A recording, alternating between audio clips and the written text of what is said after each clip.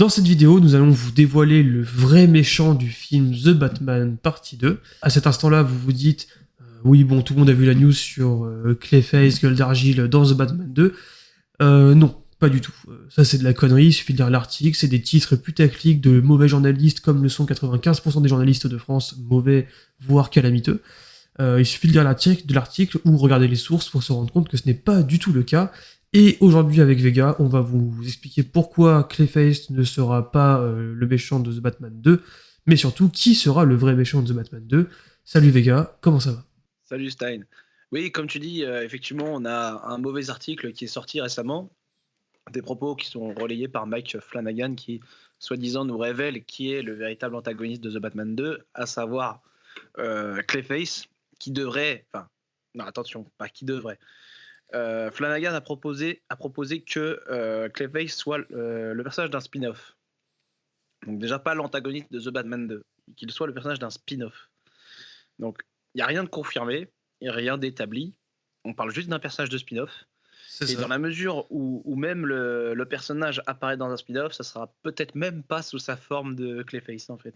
Ça sera juste sous sa forme d'humain, ce qu'il était avant de devenir Clayface, etc. etc. en fait. Donc pour moi, on est encore à l'état de rumeur. Et quand bien même on partirait sur Clayface en tant qu'antagoniste de The Batman 2, on va vous expliquer pourquoi ça serait une immense erreur pour le film. Ça c'est clair. Déjà, on va commencer par un truc très simple. Clayface est un personnage fantastique. Dans tous les sens du terme, c'est à la fois un très bon personnage, mais c'était avant tout un personnage vraiment fantastique dans le sens où il n'est pas humain. C'est un tas de boue, d'argile du coup. Il ne peut pas être traité dans un univers comme celui de Matt Reeves de la bonne manière. C'est strictement impossible, ou alors il n'aura de Clayface que le nom en fait. C'est ça, puis comme tu dis, c'est un personnage pour moi qui s'avère, qui relate plus du fantastique. Et puis j'ai vu ce qui était surprenant, c'est que j'ai vu des gens, ouais, j'ai envie de voir Clayface, j'ai envie de voir Mr. Freeze dans l'univers de Matt Reeves. J'ai envie de vous dire, allez les gars, vous avez vraiment vu le film The Batman de Matt Reeves? Vous voulez vraiment, enfin, il y a quoi de fantastique dans ce film? C'est un film réaliste au possible. Il est même limite plus réaliste encore que les films de Nolan, qui sont déjà très réalistes. Ouais, Enfin, clairement. Ouais. pourquoi mettre des personnages? J'adore Mr. Freeze, j'adore Clayface, et j'aimerais voir Clayface en tant qu'antagoniste d'un film Batman, mais pourquoi le mettre dans un film de Matt Reeves? Vous voulez vraiment gâcher le film en fait. Vous voulez gâcher cet univers Mm. qui pour moi est très très prometteur, qui a beaucoup de potentiel. C'est ça. Déjà, la courte apparition du Joker n'est pas ultra rassurante parce que c'est le Joker étant un personnage quand même plutôt réaliste. En réalité, il est toujours traité dans les comics de façon totalement fantastique. C'est presque le dieu du crime, le dieu du mal, le dieu de la folie quasiment. Bah, Donc, le Joker n'est pas le problème, non, non, pas du tout. Mais c'est l'acteur. oui, c'est avec l'acteur. Ouais. Mais voilà, même le Joker, on a vu qu'ils l'ont rendu. C'est pas un Joker, c'est un mec défiguré, quoi. Voilà, c'est juste ça. Clayface, par contre, Ouais, c'est c'est impossible. Tu peux pas. pas transformer un mec qui est littéralement un tas d'argile en juste mec défiguré. Ça peut pas Mais, marcher. c'est... C'est mais strictement même au-delà impossible. de ça, c'est que pour moi, ce n'est pas en adéquation avec l'univers qui est proposé par Matt Reeves, en fait, tout simplement. Totalement. Et je pense que Matt Reeves lui-même ne va pas s'aventurer à proposer un tel personnage. Vraiment. Donc il faut vraiment se Exactement. Ouais. retirer ça de la tête. Vous dire qu'on travaille pas pour Matt Reeves, hein, on n'est pas en contact direct avec Matt Reeves, On mais aimerait bien. juste par. D'ailleurs, Matt, si tu nous regardes. Ouais, moi j'aimerais bien, effectivement, parce que je pourrais lui suggérer des idées, des bonnes idées que j'ai. Mais par logique, il y a 10% de chances qu'on ait Clayface à l'écran. Donc les chances sont quasiment nulles. Et les chances pour voir Mr. Freeze, parce que je vais en profiter aussi pour démanteler Bien Mr. Freeze, sûr. les chances de voir Mr. Freeze sont peut-être de 30%. Et vous ne verrez pas Mr. Freeze sous sa forme Mr. Freeze, vous le verrez sous sa forme de Victor Freeze. Donc la nuance, c'est que vous le verrez juste le scientifique. Ouais, exactement. Et pas la créature, un peu, enfin pas la créature, mais pas l'homme de glace, enfin comme il est, je veux dire, avec sa combinaison et tout. Vous verrez juste le scientifique, c'est tout. Mais ça va. Donc je pense qu'à un Il moment, suffit de. Au on bout est d'un tous moment, équipés. il faut allumer son cerveau. Le Riddler, Ouais. dans les comics, c'est un personnage qui est quasiment une sorte de drag queen, quoi. C'est un mec, il est habillé en vert fluo, il a des points d'interrogation, avec la version de Jim Carrey qui a quand même influencé pas mal de bandes dessinées ou comme ça, il était extrêmement efféminé, un peu foufou, tout ça. Malheureusement. Et vous avez vu la tête du Riddler dans le film de Matt Reeves? C'est un putain de terroriste. C'est un terroriste qui a un masque qui veut faire régner par la peur.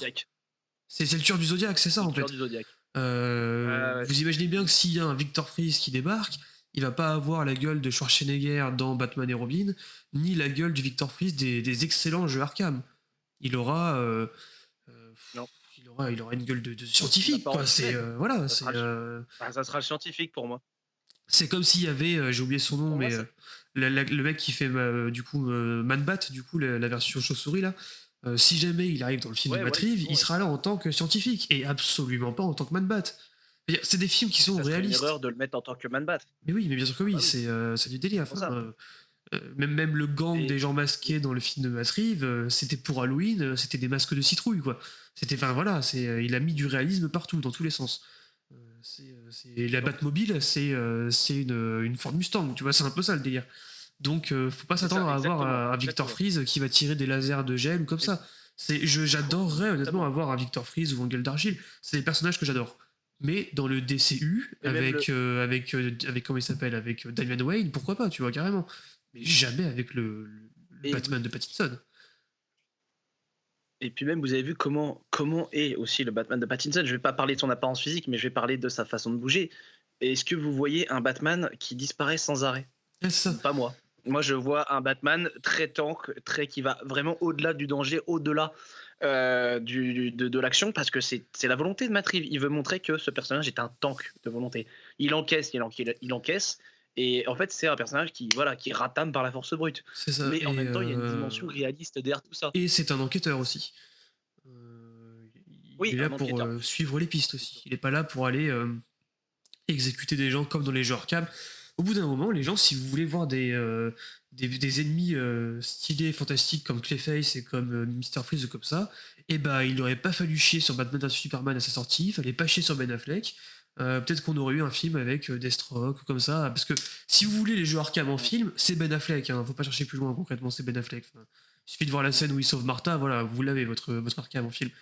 Donc là, il faut prendre en compte que les films de Matrix sont des films réalistes, qui sont concrètement des films policiers vus et revus, mais adaptés à la sauce Batman et DC Comics, c'est à peu près ça.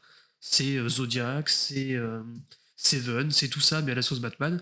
Et c'est ce qui fait que c'est génial. C'est ce qu'on demande, quoi. C'est exactement ça. Et maintenant, pareil, on va faire appel à votre logique pour savoir qui est probablement, on va pas dire qui est de façon sûre, mais du moins de façon logique, qui sera le futur antagoniste de The Batman 2. La réponse la plus évidente, c'est celle que vous avez sous les yeux. Bah oui, bien souvent. Littéralement, là. Alors, il y a deux possibilités. Peut-être trois. Mais la troisième, pareil, c'est de la spéculation, on en parlera plus tard. Deux possibilités. Donc, à savoir, la première, on a la fameuse guerre des gangs, donc à savoir qu'on pourrait avoir le Pingouin ou un de ses sbires ou un gangster autre que le Pingouin, à savoir Black Mask peut-être, comme antagoniste. Pourquoi ? Parce que The Batman suit la logique des comics, à savoir un long Halloween, à savoir qu'on a la mort de Falcon qui régulait entre guillemets le crime sous sa botte. Et après la mort de Falcon, on a eu l'émergence des super vilains. Et on a eu une criminalité qui s'est avérée éparpillée, on va dire divers gangs par-ci par-là. C'est ça. Donc pour moi, le deuxième film sera sur probablement une guerre des gangs, en fait. Tout simplement. Avec un Batman qui est un peu aux abois en mode putain. Surtout que si on reprend de la logique pure, à la fin de Batman, il se passe quoi ? Falcon est mort. Donc il y a une place à prendre au niveau du pouvoir de la pègre et de la mafia et tout ça. On sait qu'il y a une série dans la série Pingouin. Voilà, on sait qu'il y a une série Pingouin qui va arriver, qui va traiter de ça effectivement, mais il n'y a pas que ça. La ville a été partiellement inondée, il faut la reconstruire en grande partie. Ça veut dire que la ville est en totale reconstruction. Et ben quand une ville se reconstruit, une ville d'autant plus quand c'est Gotham City, qui est une ville profondément corrompue, et ben le crime et les vilains se reconstruisent aussi. Et du coup, c'est là que vont apparaître de nouvelles menaces, mais pas des menaces fantastiques sorties de labo à la Umbrella Corporation. Non, des menaces réalistes qui sont soit détraumatisées de ce qui s'est passé dans le premier film avec la prise d'otages, les inondations, comme ça, soit des gens inspirés par le Riddler, justement, Oh, j'ai eu un éclair. dans le premier film. Et il s'avère que dans le premier film, pour finir ma démonstration, il y a quand même un moment où on nous montre carrément le nom d'un personnage à l'écran plusieurs fois. C'est-à-dire qu'au-delà du fait qu'il y a Ouais, j'allais y venir. l'impact du mot silence, donc hush, qui est indiqué par rapport au fait qu'ils ont fait taire un journaliste, il y a quand même le mot hush, qui est quand même un méchant de Batman assez connu maintenant, mais qui, en plus de ça, le nom du journaliste est le père de Hush, en fait. Donc à partir de là, je veux dire, ça commence à sembler assez évident qu'il va y Ou avoir un ce genre membre de de sa choses. famille, mais ça paraît gros. C'est ça. Oui, parce que là, on peut se dire, on voit le Hush apparaître 3 fois à l'écran. Tu dis, bon, c'est une coïncidence, mais quand même, on te le répète 3 fois. Et il faut savoir que dans le cinéma, rien n'est dû au hasard. Mm. Donc pour moi, déjà, je me suis dit à ce moment-là, bon, ok, je connais le nom du futur antagoniste. Séquence juste après, oui, nous parlons du journaliste Harvey Elliott. Je fais, bon, c'est bon, vas-y. T'as Hush, Elliott dans la même séquence. Tu fais, c'est bon, ça va traiter de Thomas Elliott. Et autre fait aussi, par logique, est-ce que le film traite le passé de Bruce Wayne? Non. Pas du tout. Voilà, pas du tout. Pas du tout, du tout. Donc, je pense que tout ça sera traité dans des flashbacks dans The Batman 2, à travers la relation Bruce Wayne-Thomas Elliott. C'est ça. Tout simplement. Et Hush, du coup, qui sera l'antagoniste de Batman. Pour moi, c'est vraiment, il y a ce côté vraiment logique qui apparaît. Et autre éclair que j'ai eu, parce que tu m'as parlé de ville en reconstruction aussi. Et ça a fait tilt parce que j'ai pensé à Sionis Industries. Oui, exactement, oui, effectivement. Et au côté et au côté Black Mask qui pourrait se proposer comme étant le bâtisseur de la ville en fait, qui pourrait proposer sa fortune, qui pourrait proposer les fonds de sa société pour aider à la reconstruction de la ville. Enfin, il y a plein de délires comme ça qui peuvent apparaître et pour moi c'est cette forme là de scénario qui va prendre en fait pour moi. Exactement. Et je vois bien en fait une montée progressive vraiment d'une trilogie où on a eu le premier film avec le Riddler et une introduction du Joker. On aura le deuxième film avec visiblement une guerre des gangs, l'apparition de nouveaux super méchants, mais réalistes du coup, avec Black Mask, Thomas Elliott, Harvey Dent par exemple, enfin, n'importe quoi, ce genre de trucs un peu plus réalistes, qui amènerait en fait à une sorte d'apothéose à la fin, l'apogée totale, qui serait l'évasion plus ou moins d'Arkham, un truc du genre, la prise de contrôle de tous ces méchants sur la ville, et un Batman à la Arkham en fait, un Batman qui doit régler tous les problèmes dans le même film. Ça serait cohérent sur la construction, je pense, parce que il est clair et net que le Riddler de Paul Dano va revenir, ne serait-ce qu'en caméo à un moment donné dans le troisième film en fait. Pourquoi est-ce qu'il est pas mort? Pour revenir, c'est obligé, ça me paraît évident. Surtout que l'acteur écrit lui-même des comics sur le Riddler, donc à partir de là, ce personnage ne va pas disparaître, clairement pas. Mais il ne sera pas là dans le deuxième film. Je suis d'accord avec toi que le 2 va beaucoup traiter d'une ville en reconstruction et de l'émergence et de la construction de certains vilains. Et je pense qu'à la fin du 2, on aura l'évasion de plusieurs vilains de Arkham qui vont s'allier contre Batman et qu'on verra dans le 3. C'est comme ça que je le vois aussi, ouais. Sachant que c'est déjà le cas dans le comics Un long Halloween, encore une fois. Il y a une scène où tous les vilains sont réunis pour choper le Riddler, je crois d'ailleurs, justement, dans le comics. Donc c'est pas, ça peut arriver, ça paraît logique.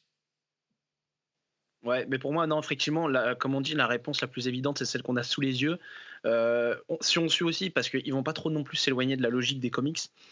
Donc finalement, on aura, je pense qu'on aura quand même ce parti pris, c'est la solution la plus probable, qu'on ait plusieurs vilains à l'écran, mais qu'ils s'inscrivent comme étant pas des menaces, comme étant des gens qui vont aider à la reconstruction de la ville. Et finalement, enfin, qui vont s'impliquer du moins dans Gotham et finalement qui vont s'avérer dans l'ombre être des menaces en fait, tout simplement. Et en troisième aussi, je voulais dire, mais ça c'est vraiment moins probable pour moi, quand même, parce que voilà, ça n'a pas été du tout introduit.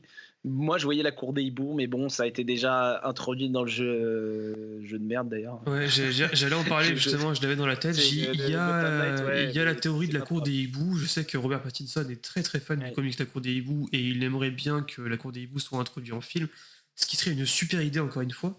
Seulement, ça pose plusieurs problèmes. La cour des hiboux, déjà, ça insinue qu'il y a Dick Grayson à la base si on veut être vraiment très fidèle. Bon, si c'est pas le cas, ça veut dire qu'il faut revisiter la cour des hiboux. Donc en fait, la cour des hiboux, de facto, devient plus qu'une sorte de conspiration dans l'ombre des puissants qui contrôlent les petites gens que nous sommes, du coup.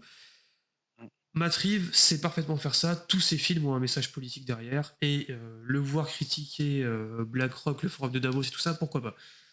Mais il y a un autre problème, c'est que la dernière fois qu'on a fait la cour des hiboux, c'était dans cette espèce de merde woke qui est le jeu Gotham Knight, qui est mauvais d'un point de vue du codage, mauvais d'un point de vue du scénario, mauvais d'un point de vue de la communication, c'est-à-dire qu'on a envoyé des mecs en interview t'expliquer qu'ils étaient fans de l'univers Batman, et que du coup ils étaient tellement fans de l'univers Batman et qu'ils espéraient pouvoir le respecter à fond, qu'ils ont donc commencé par tuer Batman et donner des pouvoirs à Red Hood. Donc si tu veux, quand tu commences à dire que t'es fan et que tu fais ça en premier, c'est que t'es aussi fan que impliqué dans les causes que tu défends. Et ça finit avec un scénario aux fraises, une cour des hiboux qui est nulle à chier, et des drapeaux LGBT dans tous les coins. T'es là, genre, où est le message politique? Je me le demande. Donc ça vaut pas le coup, ça a fait un flop, tout le monde a chié sur le jeu, plus personne sait que ce jeu est sorti pour la plupart, du monde. La cour des hiboux est enterrée uniquement à cause de jeu actuellement. Est-ce que vous entendez encore parler de la cour des hiboux sur internet? C'est un Non. gâchis total. Hein. Voilà. On est d'accord. À la fin de The Batman, ça a commencé à parler de la cour des hiboux, Gotham Knight est sorti, la cour des hiboux a disparu des discussions tellement c'était mauvais. Donc je ne pense pas que la cour des hiboux soit une bonne idée marketing à l'heure actuelle envers cet non, univers. puis comme tu dis, oui, non, ça sera pas suivi. Ça a été un beat dans le jeu et c'est dommage parce que pour moi, ça pouvait être des antagonistes, comme tu dis, très très intéressants parce qu'on aurait encore une fois exploré pour moi les origines de Bruce Wayne, à savoir les Kane qui ont bâti la ville et les Wayne qui ont financé la ville. C'était présenté comme ça en fait dans le comics. Non, mais totalement, c'était. Batman, la cour des hiboux. C'était. Et autre je chose. pense que du coup, là, ça, on peut le. Je pense que ça sera pas présenté comme ça parce que je pense que Matt Reeves a quand même une ligne directrice.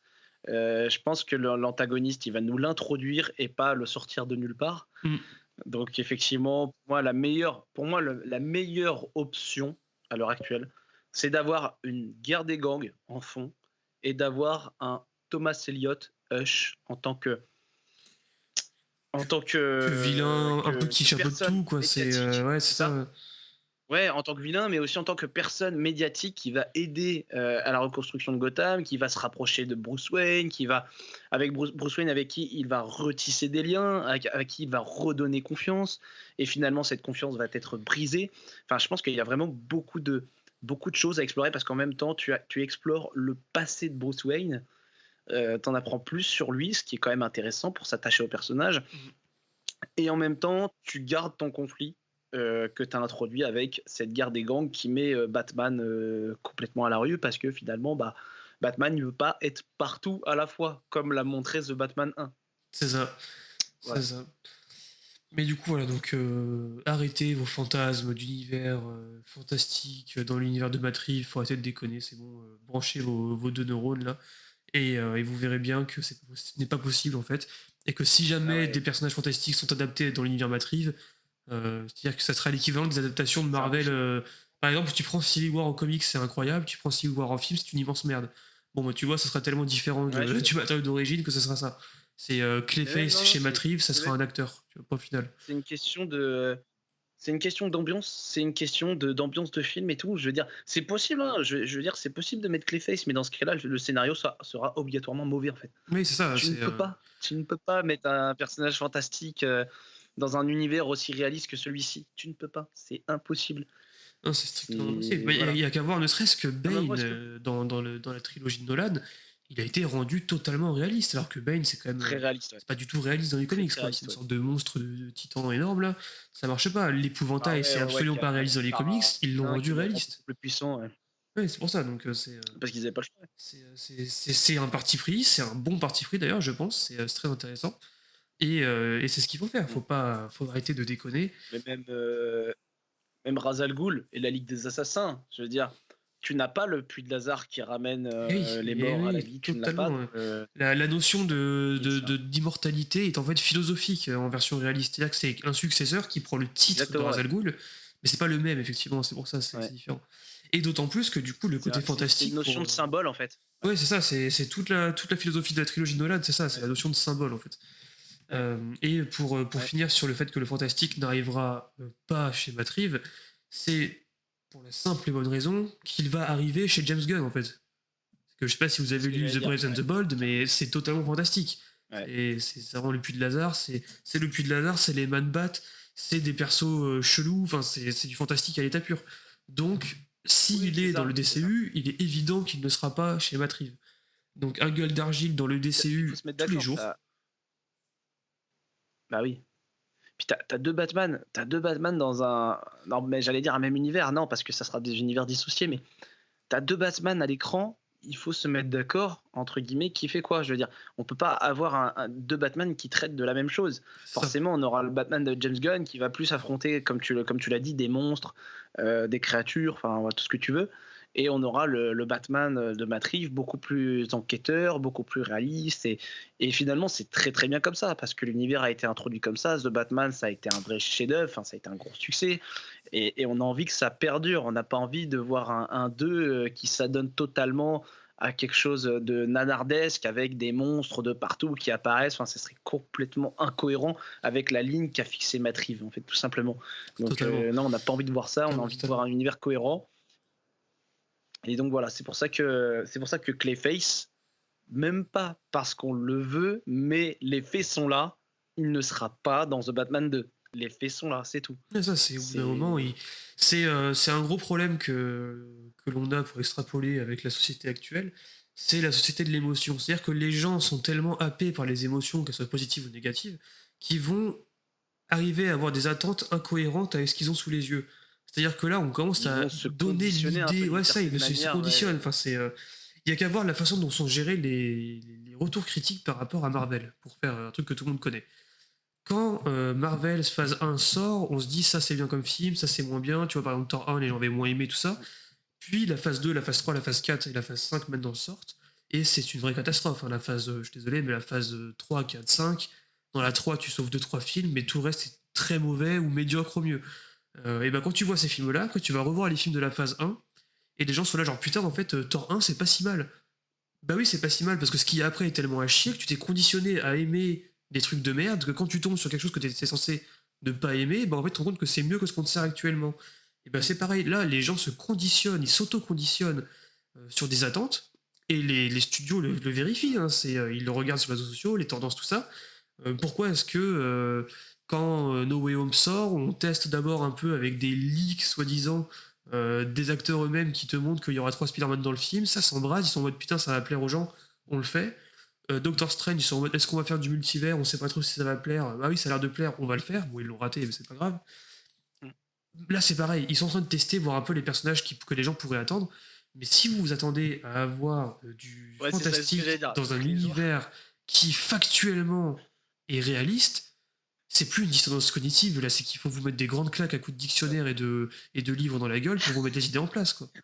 C'est au bout Ah d'un ouais. moment, enfin. Oui, non, les gens, arrêtez avec les faces. Moi, j'ai vraiment pas envie qu'on ait des personnages comme ça, en fait, dans The Batman. C'est tout.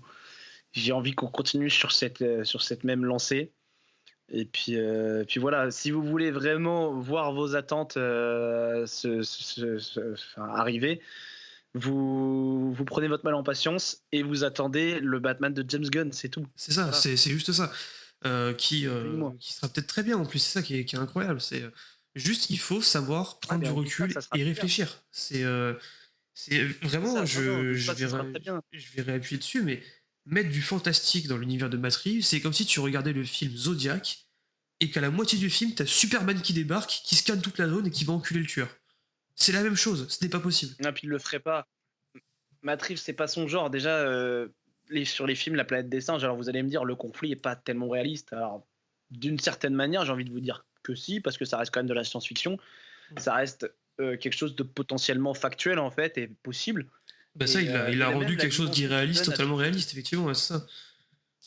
Ouais, mais c'est possible. En vérité, c'est possible qu'un virus comme ça puisse Oui, décimer ça, l'espèce humaine et rendre les singes plus intelligents, on sait pas.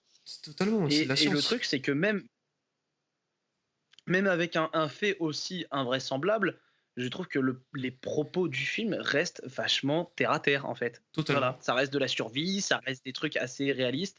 Et voilà, j'aimerais bien qu'il puisse retranscrire en fait ces faits-là à The Batman, tout simplement. Et j'en doute pas, parce qu'on a eu un The Batman 1 qui était, pour moi, un très très bon film, qui a vraiment répondu à mes attentes. Et j'espère qu'il en sera de même pour The Batman 2 et je lui fais totalement confiance. Ouais. Parce que Pattinson déjà reprend le costume. Pattinson est un très très bon Batman et peut-être même le meilleur, je l'ai déjà dit plusieurs fois. Et voilà, j'aime bien cet univers réaliste, j'aime bien ce Batman avec un costume maison, j'aime bien cette Mustang Qui rugit. un peu tunée en Batmobile. Enfin, c'est voilà, j'aime bien cet univers, j'aime bien ce côté très réaliste et très bricoleur en fait. Mm. Très clairement. C'est bien que ça reste comme ça. Bon, en tout cas, voilà ce qu'on avait à dire sur toutes ces rumeurs et ce journalisme de bas étage qu'on nous sert sur tous les sujets en vrai, mais surtout sur la pop culture quand même. Mais Si c'est vous même êtes dans pas, la tu pop sais, culture, c'est là c'est même pas vraiment au journaliste en lui-même que tu peux en vouloir. C'est plutôt à la toile et aux personnes qui ont détourné ça, qui ont fait des publications, et aux fans aussi un peu, parce que voilà, vous êtes laissé avoir par ça. Parce que le mec n'a dit à aucun moment que Clayface allait être l'antagoniste de The Batman 2 en fait. Ah ouais. Il a À dit aucun qu'il a moment, proposé, Mike Flanagan, il a proposé un spin-off. Enfin, c'est pas c'est ça. pareil.